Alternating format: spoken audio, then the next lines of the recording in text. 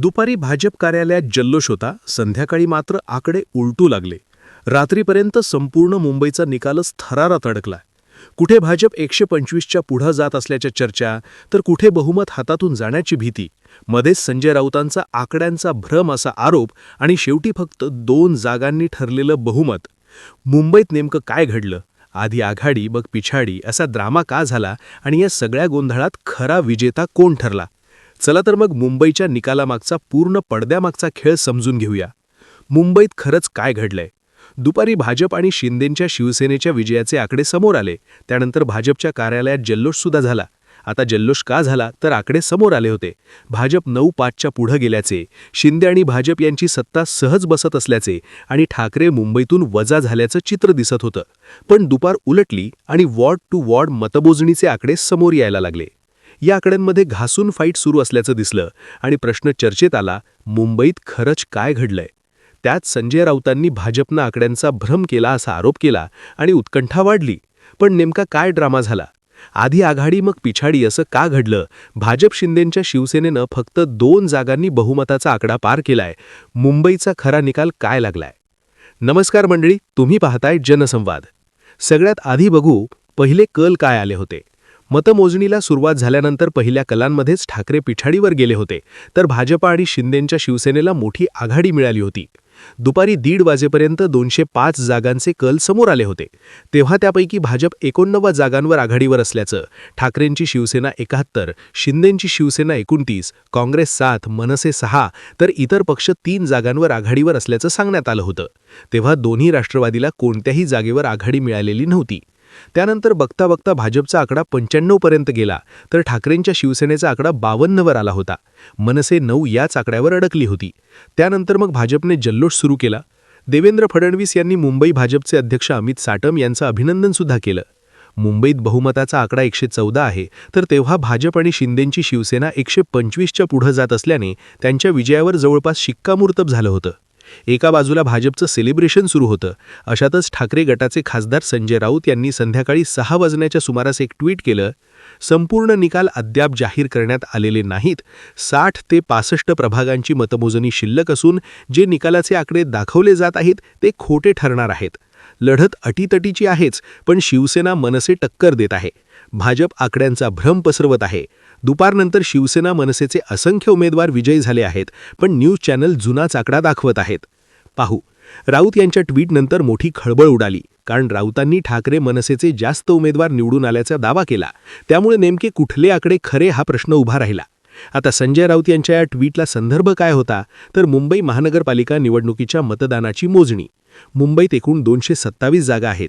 यासाठी 23 ठिकाणी मतमोजणी सुरू होती, पण एकाच वेळी सगळ्या मतपेट्या उघडण्यात आल्या नाहीत. एकावेळी 2 वॉर्डांची मतमोजणी सुरू होती, म्हणजे एकावेळी 46 जागांची मतमोजणी सुरू होती. त्यातही मतमोजणीला वेळ लागत होता. काही ठिकाणी घासून फाईट असल्याने निकाल यायला वेळ लागत होता. अधिकृत निकाल जाहीर होत नव्हते. पण मग भाजपचं सेलिब्रेशन का सुरू होतं? माध्यमांमध्ये भाजपने मॅजिक फिगर ओलांडल्याचे आकडे का दिसत होते? तर माध्यमांमध्ये येणारे आकडे होते ते कलाचे. जे कल येत होते त्यानुसार आघाडी पिछाडीचं गणित सुरू होतं, जे क्षणाक्षणाला बदलत होतं. पण या ट्रेंडमध्ये भाजपने आघाडी घेतलेली. मुंबईत झालेल्या सेलिब्रेशनमध्ये बोलताना देवेंद्र फडणवीस यांनी जे ट्रेंड्स आहेत त्यानुसार भाजप महायुती विजयी होत असल्याचं सांगितलेलं. पण या ट्रेंड्सचा आधार घेऊन भाजपच्या विजयावर शिक्कामोर्तब केलं जात होतं. मग साधारण 8:30च्या सुमारास बातम्यांना सुरुवात झाली. वारं फिरलंय, काँग्रेस किंगमेकर ठरणार अशा. आता या बातम्या का आल्या, तर याला संदर्भ म्हणून देण्यात येत होते BNCकडून सांगितले जाणारे आकडे. रात्री 7:50 जे निकालाचे आकडे समोर आले त्यानुसार ठाकरेंची शिवसेना 62, मनसे 6, काँग्रेस 21 आणि शरद पवारांची राष्ट्रवादी एका जागेवर विजयी होती. तर भाजप 79, शिंदेंची शिवसेना 23, अजित पवारांची राष्ट्रवादी 3 जागांवर विजयी होती. तर MIM 9 आणि समाजवादी पार्टी 2 जागांवर विजयी झाली होती. या आकड्यांनुसार ठाकरे बंधू आणि पवारांची युती 73 जागांवर विजयी झाली होती, तर भाजप शिंदेंची महायुती 102 जागांवर विजयी झाली होती. इथं काँग्रेसचा आकडा 21 जागांवर गेला. त्यामुळेच निकाल फिरला, काँग्रेस किंगमेकर ठरणार या बातम्या यायला लागल्या. त्यातही काँग्रेसची बेरीज ठाकरेंची बसवली तर भाजपचा गेम होण्याच्या दृष्टीनं पावलं पडणार का, अशी चर्चा सुरू झाली. कारण तेव्हा 22 जागांचा निकाल बाकी होता. त्यानंतर 8:15 पुढचा निकाल आला. त्यानुसार ठाकरेंची शिवसेना 62, मनसे 6, काँग्रेस 22 आणि शरद पवारांची राष्ट्रवादी एका जागेवर विजयी होती. तर भाजप 86, शिंदेंची शिवसेना 24, अजित पवारांची राष्ट्रवादी 3 जागांवर विजयी होती. तर MIM 9 आणि समाजवादी पार्टी 2 जागांवर विजयी झाली होती. या आकड्यानुसार ठाकरे बंधू आणि पवारांची युती 69 जागांवर विजयी झाली होती. तर भाजप शिंदेंची महायुती 110 जागांवर विजयी झाली होती. इथं काँग्रेसचा आकडा 22 जागांवर गेला. त्यामुळे भाजप अजूनही बहुमतापासून लांब असल्याची चर्चा झाली. इथं अजित पवारांच्या 3 जागा भाजप आणि शिंदेसोबत घेणार का हा प्रश्न आला. पण 9:15 पर्यंत तरी भाजप शिंदे महायुतीला स्पष्ट बहुमत मिळालं नव्हतं. MIM आणि सपा पिक्चरमध्ये आले होते आणि 12 जागांचा निकाल पेंडिंग होता. त्यानंतर आला अंतिम निकाल रात्री 10:15च्या सुमारास. त्यानुसार ठाकरेंची शिवसेना 66, मनसे 6, काँग्रेस 24 आणि शरद पवारांची राष्ट्रवादी एका जागेवर विजयी झाली होती. तर भाजप 88, शिंदेंची शिवसेना 28, अजित पवारांची राष्ट्रवादी 3 जागांवर विजयी झाली होती. तर MIM 9 आणि समाजवादी पार्टी एका जागेवर विजयी झाली होती. या आकड्यांनुसार ठाकरे बंधू आणि पवारांची युती 73 जागांवर विजयी झाली होती. तर भाजप शिंदेंची महायुती 116 जागांवर विजयी झाली होती. म्हणजेच भाजप आणि शिंदेंच्या महायुतीला 116 जागा, बहुमतापेक्षा 2 जागा जास्त मिळाल्या. आणि बराच ड्रामा झाल्यानंतर मुंबईत महायुतीचा महापौर बसणार हे नक्की झालं. आता यात काँग्रेसला मिळालेलं आणि MIMला मिळालेलं यश आणि काँग्रेस ठाकरेंची न झालेली युती हा चर्चेचा विषय असणार आहे. पण या सगळ्यात घडलं काय तर भाजप आणि शिंदेंची महायुती वन साईड बसणार, विक्रमी बहुमत मिळणार, शिंदेंना बाजूला ठेवून सुद्धा भाजप मॅजिक फिगर गाठणार, अशा बऱ्याच चर्चा झाल्या.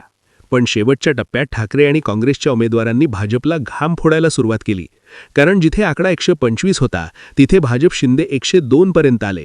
त्यातही काँग्रेसचा आकडा बघता ठाकरे प्लस पवार प्लस काँग्रेस अशा समीकरणाची चर्चा सुरू झाली होती.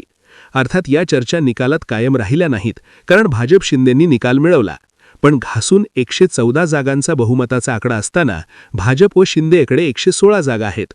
त्यातही एकट्या भाजपकडे 88 जागा आहेत. त्यामुळे मुंबईत शिंदेंच्या शिवसेनेला कमी जागा मिळाल्या असल्या तरी बहुमतासाठी भाजपला शिंदेंची गरज लागणारच आहे.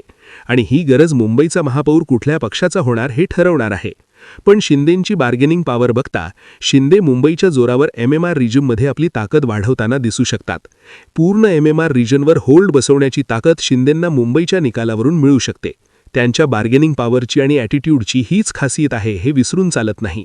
त्यातही ठाकरेंनी मुंबईत टिकून राहणं हे सुद्धा शिंदेंच्या फायद्याचं आहे. मुंबईत जरी सत्ता भाजप शिंदेंची आली असली तरी दोन्ही ठाकरेंनी शेवटच्या टप्प्यात दिलेली फाईट घाम फोडणारी आणि महायुतीला, विशेषतः भाजपला, काठावर आणणारी ठरली आहे. मुंबईच्या या निकालाबद्दल तुम्हाला काय वाटतं? तुमची मतं आणि प्रतिक्रिया कमेंट करून नक्की सांगा. आणि अशाच राजकीय घडामोडी जाणून घेण्यासाठी आपल्या जनसंवाद या चॅनलला सबस्क्राईब करा. धन्यवाद.